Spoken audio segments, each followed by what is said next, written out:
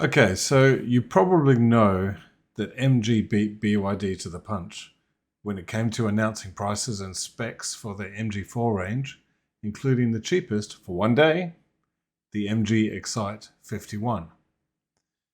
And tonight, BYD responded by, let's face it, most probably lowered their price for the entry Dolphin, the Dolphin Dynamic. I'm picturing a dolphin in superhero gear. Maybe that's just me. Anyway, when the price was leaked by drive.com.au today, now on BYD's naughty list, I was honestly thinking that the Dolphin was toast. Yummy. Only $100 less, but with a weaker motor, smaller battery? MG4 had basically spun the Dolphin around, given a good rogering, laughing manically all the time. But as I was putting this list together from as many reliable sources as possible, though it's still incomplete, it's become hazier for me as to who the winner of the sub $40,000 category is for EVs in Australia. Let's go through the main specs I know of. I've highlighted specs in green that to me are clear winners from each car. The MG4 wins on bigger battery, both are LFP, which means you can charge both between 0 to 100%. The MG also wins on range. I've estimated the real mixed driving range. You'd get a lot more just going around town. MG also wins on power, a lot more oomph from the MG4, which then equates to the MG4 being much faster at 0 to 100 kilometers an hour, 7.7 seconds in the MG4 versus a sluggish, even worse than my 30 kilowatt hour Leaf, 12.3 seconds of the Dolphin. It's a lazy Dolphin. The Dolphin, primarily due to the smaller battery, wins on weight, 1506 kilograms versus 2083 kilograms. That's a fat MG4, needs a diet. This translates into better efficiency from the Dolphin battery, as it doesn't have as much weight to try and push around. Imagine if they'd put a much stronger motor in there. It would fly. Or swim.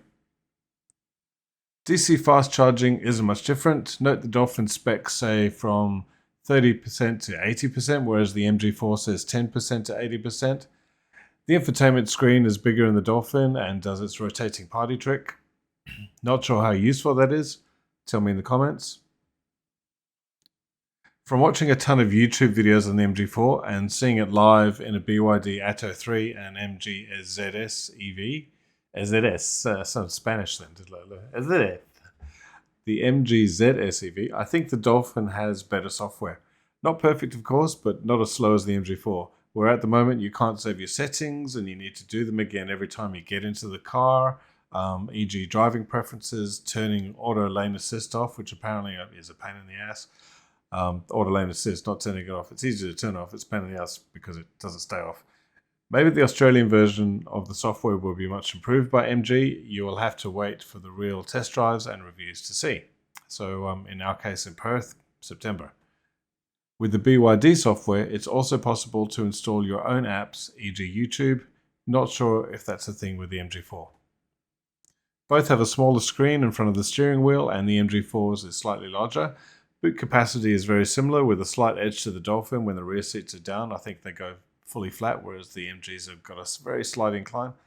One thing on my Leaf, which I found to be very, very useful, is the 360-degree bird's eye view camera. And the Dolphin has this in its base model.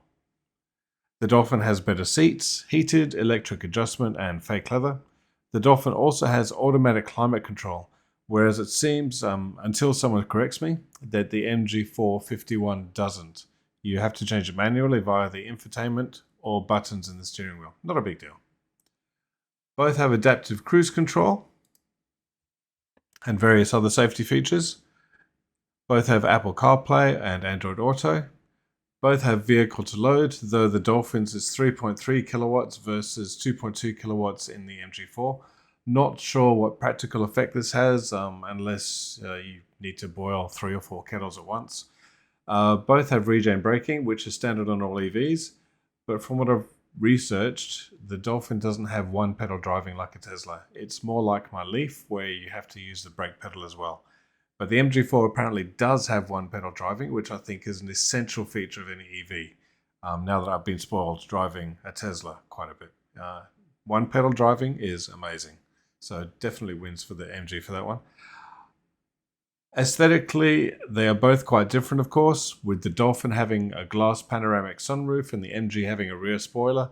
I think both cars look great. The MG4 is more aggressive and masculine, I suppose, but they both look great to me. The Dolphin has wireless phone charging, whereas the MG does not. The Dolphin has metallic paint included in the cost, although with a very limited palette of colors, versus paying $700 more if you want a metallic MG4.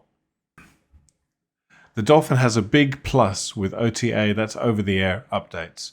Whereas with the MG4, you need to take it to the dealer every time to update the infotainment software, and there'll definitely be quite a few updates to both cars.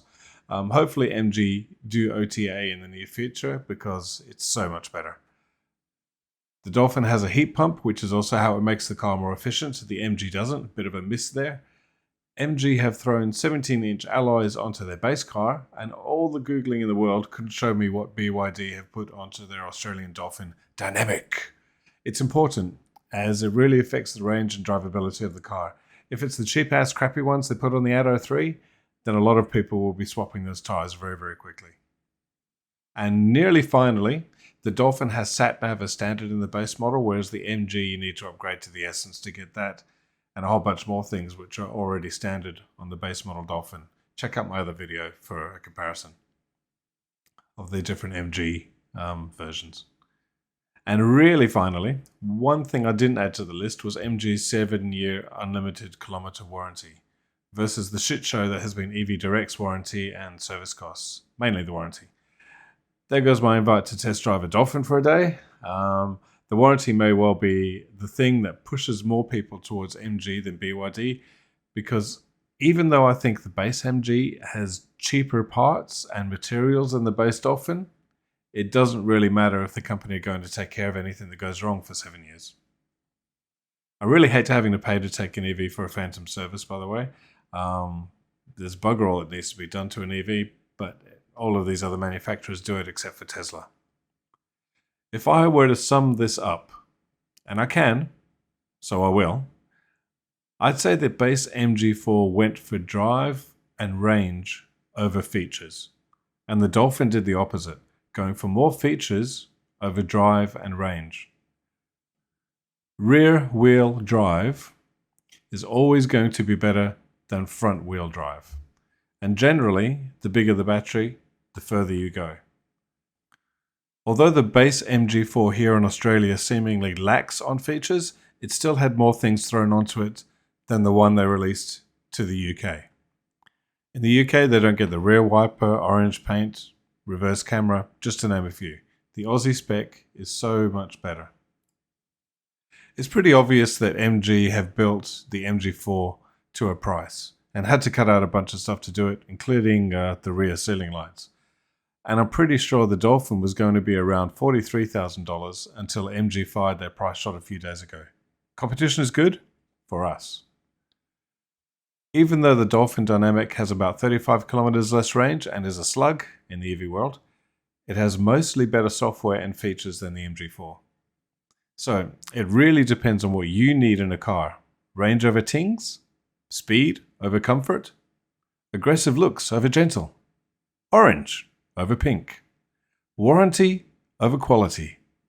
This, dear viewer, I'll leave it up for you to decide.